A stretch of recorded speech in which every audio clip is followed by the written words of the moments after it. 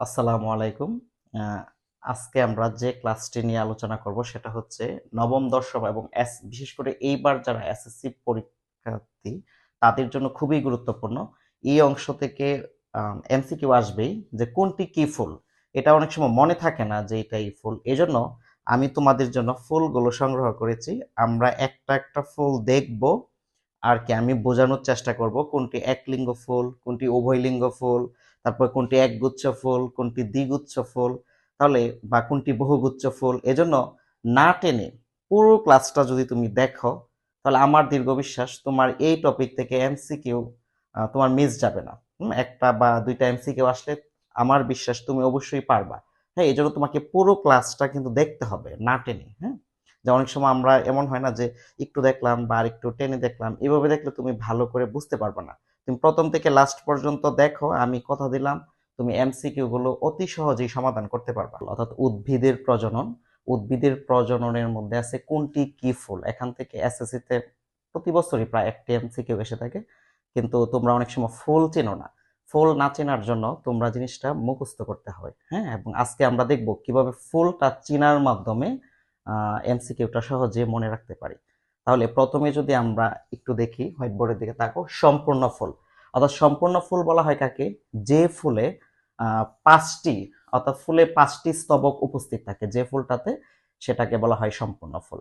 তাহলে পাঁচটি স্তবকের মধ্যে কি কি আছে? পাঁচটি স্তবকের মধ্যে আছে পুষ্পাক্ষ, বীতি, দলমণ্ডল, পুংস্তবক, স্ত্রীস্তবক।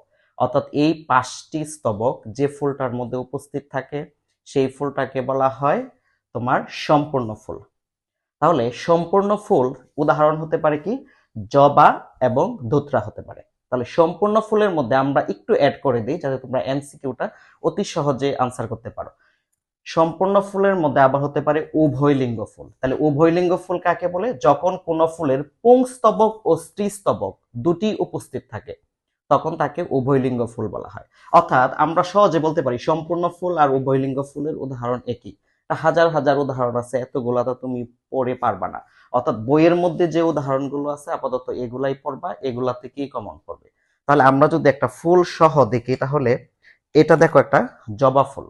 হ্যাঁ, অর্থাৎ এটা একটা কি ফুল? জবা ফুল। তাহলে এই জবা ফুলটার মধ্যে পাঁচটা স্তবকই উপস্থিত আছে। যেমন এটা হচ্ছে তোমার এটা একটা হচ্ছে এক নাম্বার যেটা হচ্ছে সেটা হচ্ছে পুষ্পাক্ষ। তাহলে এটা হচ্ছে পুষ্পাক্ষ। তারপরে আছে তোমার বীতি, এই যে উপরে পুষ্পাক্ষ মানে যেটার উপরে ফুলটা দাঁড়িয়ে আছে। এছাড়া আছে বীতি আছে, এছাড়া দলমণ্ডল আছে। হ্যাঁ, এই যে পুংস্তবক, এই যে বাহিরের অংশগুলা পুংস্তবক, আর স্ত্রীস্তবক হচ্ছে মাঝখানের যেটা অংশটা স্ত্রীস্তবক। তাহলে এটার উদাহরণ হচ্ছে জবা এবং ধুত্রা। তা আমি যদি ধুত্রা ফুলটা দেখাই তাহলে এটা হচ্ছে সম্পূর্ণ ফুল। তাহলে সম্পূর্ণ ফুলের মধ্যে কি কি হতে পারে?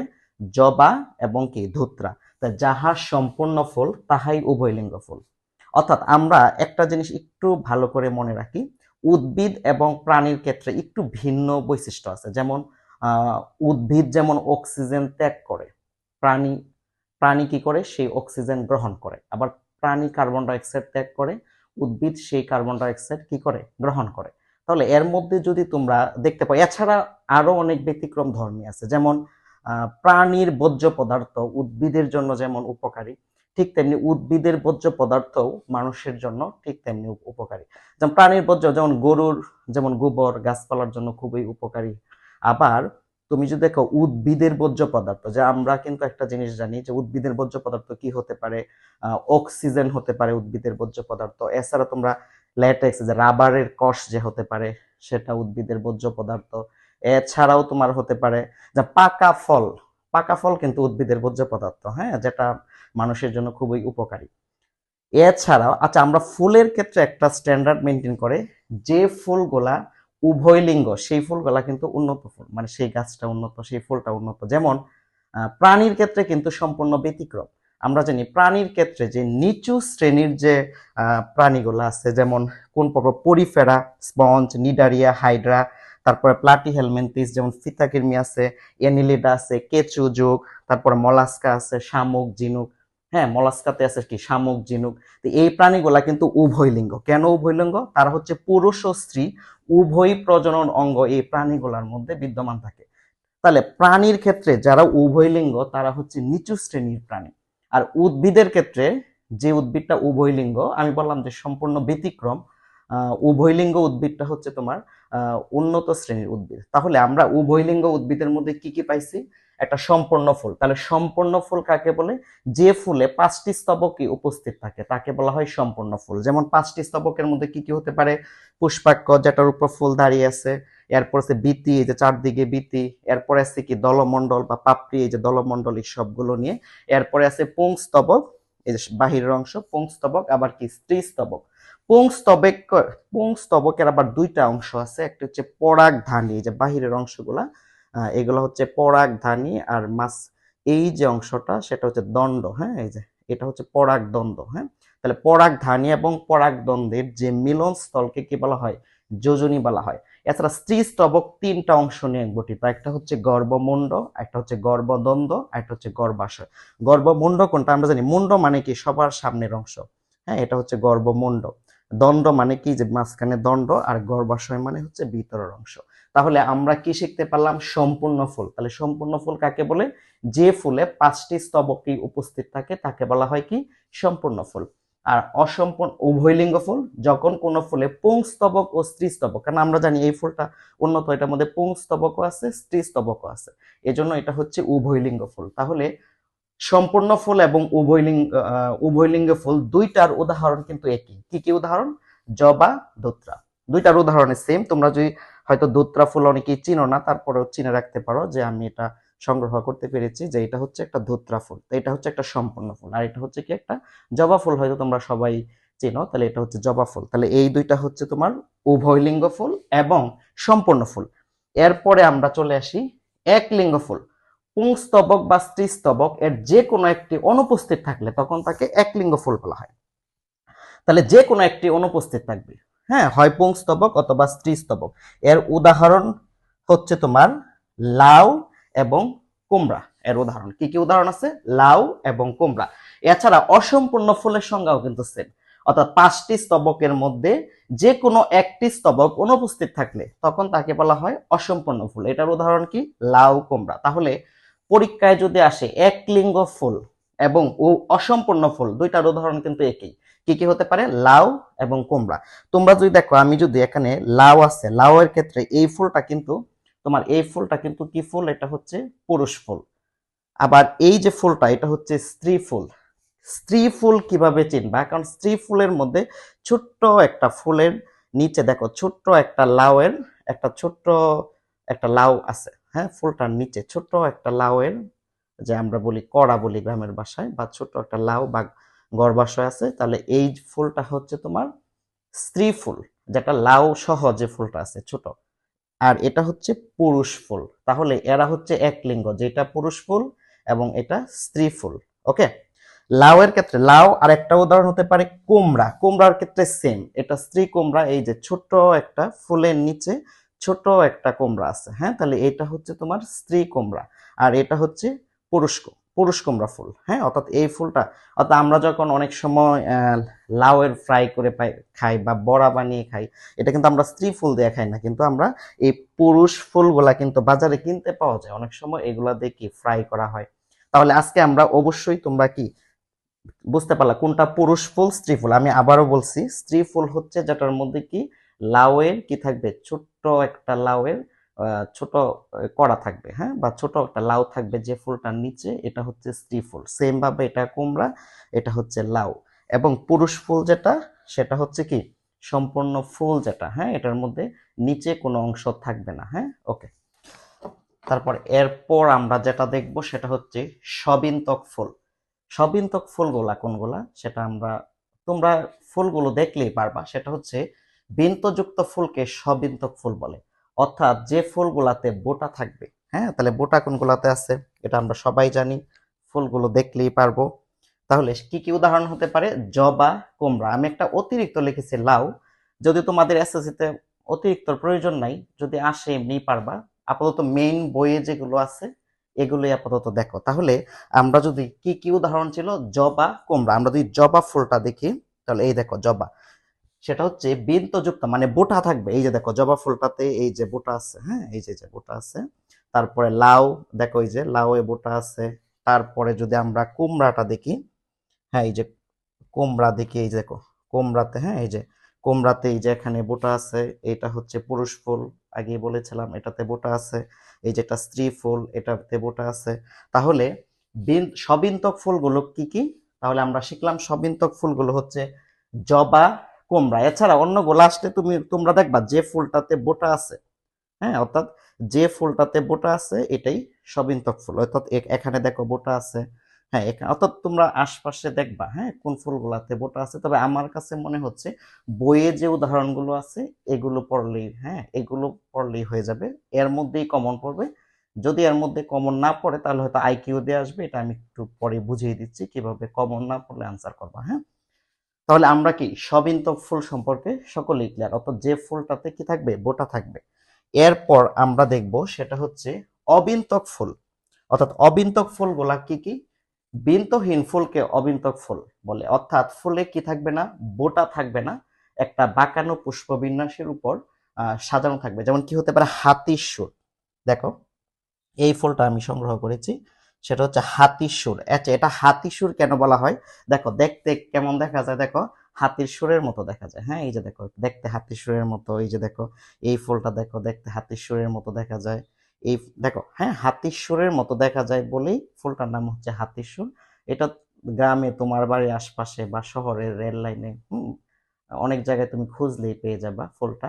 তা হাতির সুর ফুলটাতে দেখো এখানে কোনো বোটা থাকবে না, একটু খেয়াল করে দেখো ফুলটা, এই যে দেখো সরাসরি, হ্যাঁ আমি যদি হাতির সুরটা একটু দেখো, সরাসরি এখানে কোনো বোটা নেই, অর্থাৎ সরাসরি কি থাকে, একটি পুষ্পবিন্যাসের উপর সরাসরি দেখো কোনো বোটা নেই। আমি যদি হাতির সুর এর সাথে যদি আমি লাউ ফুলের তুলনা করি, দেখো লাউ ফুলটা দেখো কত বড় একটা, হ্যাঁ বোটা। অর্থাৎ তুমি যদি পুরুষ ফুলটা নেও, দেখো এটা আরো লম্বা বোটা, হ্যাঁ দেখো এই যে এখান থেকে এই পর্যন্ত পুরো একটা বোটা আছে, কিন্তু এই ফুলটাতে দেখো কোনো প্রকার বোটা নাই। হ্যাঁ দেখো এটা হাতির সুর, অর্থাৎ কি থাকবে না, সেটাতে বোটা থাকবে না। হ্যাঁ তাহলে আমরা কি পড়লাম, সবিন্তক ফুল কোনটা, যেটাতে বোটা থাকবে, যেমন কি হতে পারে, এই যে লাউ হতে পারে। আর অবিন্তক ফুল কোনটা, যেটাতে কি থাকবে না, কোনো বোটা থাকবে না, যেমন কি হতে পারে, সেটা হাতির সুর। হ্যাঁ ওকে, তাহলে আমরা চলে গেলাম সবিন্তক আর অবিন্তক ফুল। এরপরে সে একগুচ্ছ ফুল, খুব ইম্পর্টেন্ট, দেখো দেখলেই পারবা কোনটা একগুচ্ছ। অর্থাৎ পরাগদ্বন্দ্ব কি থাকবে, এক গুচ্ছে থাকবে, সেটা হচ্ছে একগুচ্ছ ফুল। যেমন কি হতে পারে, এই দেখো একটা জবা ফুল, হ্যাঁ দেখো এখানে কি পরাগদ্বন্দ্বটা কি আছে, এক গুচ্ছে আছে, জাস্ট এক গুচ্ছে। হ্যাঁ এই জন্য এটা একগুচ্ছ ফুল। এখন এছাড়াও আরো হতে পারে গোলাপ, রজনীগন্ধা, এই ফুলগুলা দেখলেই বুঝবা যে এখানে এক গুচ্ছ থাকবে, এখানে কোনো অতিরিক্ত গুচ্ছ থাকবে, মানে জাস্ট একটা থাকবে। একটা থাকলেই সেটা হচ্ছে কি, একগুচ্ছ ফুল। হ্যাঁ একটু ভালো করে দেখো, জবা আমার কাছে, হ্যাঁ আরো এক দুইটা জবা আছে, যদি দেখাই, এই যে দেখো এখানে মাঝখানে কি, জাস্ট এক গুচ্ছ, এই যে দেখো জাস্ট কি এক গুচ্ছ, এই যে একটা গুচ্ছ, এই জন্য সে হচ্ছে এক গুচ্ছ ফুল। তাহলে এক গুচ্ছ ফুলের উদাহরণ কি, জবা। এছাড়াও আর হতে পারে, বইয়ে যেহেতু একটা আছে একটাই শিখো, গোলাপ, রজনীগন্ধা, এছাড়া অনেক হাজার হাজার ফুল হতে পারে। হ্যাঁ তাহলে তোমরা একটু দেখবা। তাহলে আমরা এক গুচ্ছ ফুলে চলে গেলাম। এরপরে হ্যাঁ এরপরে আমরা দ্বিগুচ্ছ ফুল। তাহলে দ্বিগুচ্ছ ফুল কি হতে পারে, মটর অথবা সিম হতে পারে। বইয়ে মটর আছে, আমি অতিরিক্ত হিসেবে কি সিমটা দিলাম। সিমটাতে কি দ্বিগুচ্ছ আছে, এই যে একটা ফুল, এটা হয়তো ওভাবে দেখানো যাচ্ছে না, এটাতে যেমন একটা গুচ্ছ আছে, এই ফুলটাতে কি থাকবে, সিমটাতে দ্বিগুচ্ছ থাকবে, অর্থাৎ দুইটা গুচ্ছ থাকবে। হ্যাঁ এখানে এই যে দুইটা গুচ্ছ থাকবে, ভিতরে কি দুইটা গুচ্ছ আছে, বইয়ের মধ্যে চিত্র দেওয়া আছে, একটু দেখে নিও, দুইটা গুচ্ছ থাকবে। আর বহুগুচ্ছের উদাহরণ হচ্ছে শিমুল। এই দেখো তোমরা খুবই কমন, দেখো শিমুলটা যদি তোমরা দেখো, এই দেখো এখানে বহুগুচ্ছ, অনেকগুলা গুচ্ছ আকারে থাকে। হ্যাঁ একটু দেখো বহুগুচ্ছ, এই যে অনেকগুলা, দেখো কত কত মনি, হ্যাঁ মিনিমাম কয়টা হবে, 40-50টা হবে। এই দেখো অনেকগুলো গুচ্ছ। তাহলে এই যে শিমুল, আমি যেটা হ্যাঁ ছিঁড়ে দেখাই, তাহলে দেখো এই যে, তাহলে শিমুল ফুলটা দেখো অনেকগুলো গুচ্ছ আছে। হ্যাঁ এটা হচ্ছে শিমুল ফুল, তোমরা দেখবা, হ্যাঁ এখন হয়তো শিমুলের সিজন, দেখবা রাস্তায় অনেক ফুল পড়ে রয়েছে, আমি যদি এটা ছিঁড়ে দেখাই, তাহলে দেখো এই যে অনেকগুলো গুচ্ছ আছে। হ্যাঁ তাহলে আমরা কি শিখলাম, তাহলে আমরা একটা আবার একটু পড়াটা রিপিট করি। এক গুচ্ছ ফুল, এই যে এক গুচ্ছ ফুলের উদাহরণটা কি হতে পারে, এই যে জবা। তাহলে এক গুচ্ছ ফুল কি, জবা। দ্বিগুচ্ছ ফুল কি, মটর। তাহলে মটরটা আমি সংগ্রহ করতে পারিনি, সিমটা সংগ্রহ করেছি, তাহলে তোমরা মটরটা শিখবা। তাহলে দ্বিগুচ্ছ ফুল মটর, একগুচ্ছ ফুল জবা, বহুগুচ্ছ ফুল হচ্ছে শিমুল। আশা করি তোমরা ফুলগুলো দেখলে তোমরা একটু তোমরা আশা করি তোমাদের মনে থাকবে, কারণ এই এমসিকিউ গুলো মনে থাকে না।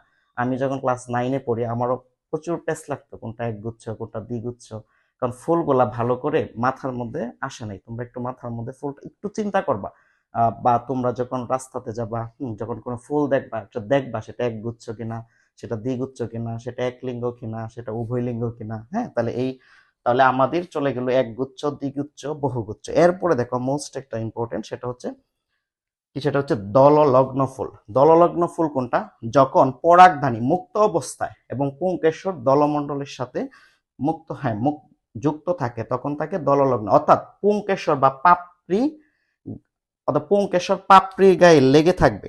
যেমন একটা ধুত্রা ফুলের আমি যদি উদাহরণ দিই, সেখানে পুংকেশরটা, এই যে ধরো পুংকেশর ধুত্রা ফুলের, এই পুংকেশর গুলো কি হবে, পাপড়ির গায়ে লেগে থাকবে এবং পরাগধানী কি থাকবে, মুক্ত থাকবে। এই যে দেখো পরাগধানীটা, এই যে পরাগধানীটা সে কি থাকবে, এই যে মুক্ত থাকবে পরাগধানী। আর সেটা হচ্ছে পুংকেশর কি থাকবে, পাপড়ির গায়ে কি থাকবে, লেগে থাকবে। পুংকেশর গুলা এই পাপড়ির গায়ে লেগে থাকবে। এটার উদাহরণ কি? উদাহরণ হচ্ছে ধুত্রা। হ্যাঁ, এটার উদাহরণ কি? উদাহরণটা হচ্ছে ধুত্রা। এরপরে লাস্ট একটা উদাহরণ, সেটা হচ্ছে কিপ ফুল। কিপ ফুলের উদাহরণটা তোমাদের বইয়ে দেওয়া নাই। কোন ফুলটা? পুংস্তবক ও স্ত্রীস্তবক দুটি যদি অনুপস্থিত থাকে তখন তাকে কিপ ফুল বলে। এটার উদাহরণটা বইয়ে দেওয়া নাই, কিন্তু পরীক্ষায় আসতে পারে। পরীক্ষায় আসতে পারে, তার একটা কারণ আছে, আমরা একটু দেখবো কেন আসতে পারে। এটার উদাহরণটা জেনে দেখো, কলাবতী। যেমন পরীক্ষা আসতে পারে, যেমন তোমাদের এসএসসি পরীক্ষায় একটা এমসিকিউ আসলো, কোনটি কিপ ফুল, অথবা তুমি তো বলবা এটা বইয়ে নাই। এটা ধরো সাধারণ জ্ঞান থেকে, আইকিউ থেকে আসতে পারে। কারণ চারটা উদাহরণ দিল, কি কি দিল? একটা দিল জবা, আরেকটা দিল লাউ, আরেকটা দিল কুমড়া, এবং দিল কলাবতী। এখন আমি জানি জবা হচ্ছে উভয়লিঙ্গ ফুল, লাউ হচ্ছে একলিঙ্গ ফুল, কুমড়া হচ্ছে একলিঙ্গ ফুল। তার মানে তিনটা হবে না। তাহলে এই তিনটা হবে না, এটা হবে না, এটা হবে না, এটা হবে না। তাহলে এছাড়া আছেই তো একটা, কলাবতী। হ্যাঁ, তোমাদের যদি বইয়ের বাইরে থেকে এমসিকিউ আসে, তাহলে বইয়ের মধ্যে দিয়ে কি আসবে দেখবা, তিনটা অপশন তুমি ইজিলি বাদ দিতে পারতেছো। বইয়ে যেগুলো আছে এগুলো এর মধ্যেই। হয়তো তোমার এমন একটা এমসিকিউ আসলো, বিন্তজ মানে কোন নিচের কোনটি সবিন্তক, এখানে কুমড়া বইয়ে আছে, হয়তো লাউ দিয়ে দিল, দেখবা বাকি তিনটা অপশন তুমি ইজিলি বাদ দিতে পারতেছো। অর্থাৎ যদি তোমার বইয়ের বাইরে থেকে প্রশ্ন আসে বা বইয়ে একটা উদাহরণ নেই, তখন তুমি অপশন বাদ দিবা। তো চারটা থেকে তো একটা হবেই। হ্যাঁ, তোমরা বাদ দিয়ে তুমি আনসার করতে পারবা। আশা করি তোমরা এখানে যে 11টা ফুল আছে, আশা করি এখন আজকে ক্লাসটা করার ফলে তোমার 11টা ফুল সম্পর্কে যে কোনো প্রশ্ন আসলে তুমি সলভ করতে পারবা। কারণ 11টা প্রশ্ন কোনটা কি ফুল অবশ্যই তুমি সলভ কি করতে পারবা। ওকে, এতক্ষণে হয়তোবা তোমরা অনেকটা ধারণা করতে পেরেছো যে কোনটা কি ফুল। আশা করা যাচ্ছে এই টপিক থেকে যে কোনো কোশ্চেন আসলে তোমরা পারবা। তারপরে তোমরা একটু 4-5 মিনিট একটু দেখো, তাহলে আর বিষয়টা আরো 100% ক্লিয়ার হয়ে যাবে। তা আমরা একটু দেখবো কোনটি কি ফুল, এখান থেকে এসএসসি তে কি কি প্রশ্ন আসছে এটা একটু দেখবো। তাহলে আমরা যদি প্রথমে একটু দেখি কোনটি অবিন্তক ফুল, তাহলে এই যে বললাম যেটার কি থাকবে না, বোটা থাকবে না, এরকম ফুল তাহলে কি কি হতে পারে? জবা, ধুতরা, হাতিসুর, লাউ। দেখো চারটা অপশন। দেখো এই যে লাউ এর বোটা আছে, দেখো এই যে বোটা আছে, তারপরে লাউ দেখো, জবা দেখো, ওই যে দেখো জবা, হ্যাঁ জবার, এই দেখো জবার বোটা আছে। হ্যাঁ, তাহলে কি হতে পারে? জবা, তারপরে লাউ, এই দেখো ধুতরা, দেখো এই যে ধুতরার বোটা আছে। হ্যাঁ, এই যে ধুতরার বোটা আছে। তার মানে এখানে হবে না কি, জবার বোটা আছে এটা হবে না, ধুতরার বোটা আছে এটা হবে না, তারপর লাউ এর বোটা আছে এটা হবে না। তাহলে হবে কি, এই যে হাতিসুর বলেছিলাম, যে হাতিসুরের মতো, এই যে দেখো হাতির সুরের মতো দেখতে, এর কিন্তু বোটা নাই। দেখো এই যে সরাসরি ফুলটা সংযুক্ত, হ্যাঁ এর বোটা নাই। তার মানে অপশন কোনটা হবে? হাতির সুর। তাহলে দেখো চারটা থেকে দেখো তুমি কিন্তু ইজিলি বাদ দিয়েও তুমি সলভ করতে পারো, অথবা কোনটা হবে এটা দিয়েও তুমি সলভ করতে পারো। তাহলে তোমাদের একটু বলে রাখা ভালো যে তোমরা যদি ক্লাসটা থেকে উপকৃত পাও বা তোমাদের ক্লাসটা ভালো লাগে, তাহলে মোবারকস লার্নিং জোন, হ্যাঁ এই চ্যানেলটা তোমরা একটু সাবস্ক্রাইব করবা, এবং ফেসবুক পেজ যে মোবারকস লার্নিং জোন, এটাতে একটু লাইক কমেন্ট শেয়ার করবা। তাহলে হয়তো আমি চেষ্টা করব সামনে আরো কিছু এরকম গুরুত্বপূর্ণ কিছু আবার ভিডিওগুলো তোমাদের এখানে আপলোড করার জন্য। হ্যাঁ, এরপরে আমি মানে কোনটা রক্তটা সরাসরি আমি চেষ্টা করব দেখানোর জন্য, কোনটা রক্তের গ্রুপটা কিভাবে নির্ণয় করবা, বা কে কাকে ব্লাড দিতে পারবে, অথবা হার্ড যে কঠিন যে টপিকগুলো আমি চেষ্টা করব অতি সহজেই বুঝিয়ে দেওয়ার জন্য। যদি তোমরা লাইক কমেন্ট এবং শেয়ার করো, তাহলে আমি পরবর্তীতে আরো কিছু ভিডিও আপলোড দেওয়ার চেষ্টা করব। যদি তোমাদেরকে অল্প কিছু শেখাতে পারি তাহলে হয়তো তোমরা একটু সাপোর্ট দেওয়ার জন্য, যদি একটু সাপোর্ট দাও তাহলে হয়তো আমি আরো কিছু ক্লাস দেওয়ার চেষ্টা করব। হ্যাঁ, এমনিতেই আমি অনেক ব্যস্ত থাকি, এত বেশি সময় পাই না।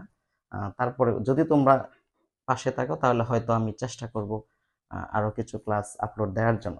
হ্যাঁ, তাহলে একটু দেখো, তাহলে আমি একটু প্রথমটা আমরা কি সলভ করতে পেরেছিলাম, এটা ময়মনসিংহ বোর্ড 2025 এবং যশোর বোর্ড 2021 এসেছে।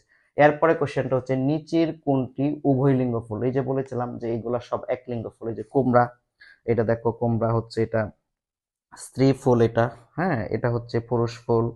তারপরে এই দেখো, হ্যাঁ এটা হচ্ছে স্ত্রী ফুল, তার মানে এরা হচ্ছে একলিঙ্গ ফুল। হাতির সুর একলিঙ্গ, তার মানে উভয়লিঙ্গ ফুল কোনটা? ধোত্রা, যে আগেই বলেছিলাম জবা আর ধোত্রা এটা হচ্ছে উভয়লিঙ্গ ফুল, তার মানে এগুলো হবে না। এরপর হচ্ছে নিচের কোনটি এক গুচ্ছ পরাগবন্ধ রয়েছে, মানে এক গুচ্ছ রয়েছে। এই যে ফার্স্টেই বলেছিলাম এক গুচ্ছ কার রয়েছে? জবা। জবার দেখো মাত্র একটা গুচ্ছ, আর বাকিগুলা দেখো শিমুল। শিমুলের দেখো অনেকগুলা গুচ্ছ। হ্যাঁ, শিমুল এটা আগেই পড়ানো হয়েছিল। মটর এটা দ্বিগুচ্ছ। হ্যাঁ, তার মানে এখানে সরাসরি পড়বো এক গুচ্ছ। এক গুচ্ছ কোনটা? জবা, সরাসরি তুমি এক গুচ্ছ জবা। এরপর হচ্ছে বহুগুচ্ছ পুংস্তবক থাকে নিচের কোন? এই যে বহুগুচ্ছ মানে কি অনেকগুলা গুচ্ছ কোথায় আছে? এই যে শিমুল, যেটা আগেই পড়ানো হয়েছিল। হ্যাঁ, শিমুলে। তাহলে বহুগুচ্ছ থাকে কোথায়? শিমুল। এটা কোথায় আসছে? এটা অনেক বোর্ডে আসছে, দেখো Dinajpur board 24, Barishal board 2023, 2022, Rajshahi board 2021, Rajshahi board 2017, Comilla board 2015, এছাড়া আরো অনেক বোর্ডে আসছে বলে। এরপর হচ্ছে শিমুল ফুলের পুংস্তবক কোন ধরনের? যেটা সেম কোশ্চেন, এটা সকল বোর্ড 2018-তে আসছে। শিমুল ফুলের কেমন? সেটা হচ্ছে বহুগুচ্ছ, যেটা এটার সেমই যে বহুগুচ্ছ। হ্যাঁ, এরপরে হচ্ছে নিচের কোন ফুলের দ্বিগুচ্ছ? এই যে দ্বিগুচ্ছ বলেছিলাম যে শিম আর কি হচ্ছিলাম মটর, তাহলে এই যে দ্বিগুচ্ছ কি হতে পারে? মটর। হ্যাঁ, শিমুল, বহুগুচ্ছ, জবা। হ্যাঁ, তারপর কোনটিতে দললগ্ন পুংস্তবক রয়েছে? হ্যাঁ, যেটা ধুত্রা, যেটা আমরা আগেই পড়িয়েছিলাম। হ্যাঁ, ঠিক আছে, সবাই অনেক ভালো থাকো, সবাই সুস্থ থাকো। আহ, তোমরা পাশে থাকো, তাইলে কি আমরা আরো এরকম ক্লাস দেওয়ার চেষ্টা করবো। হ্যাঁ, ধন্যবাদ সবাইকে, আসসালামু আলাইকুম।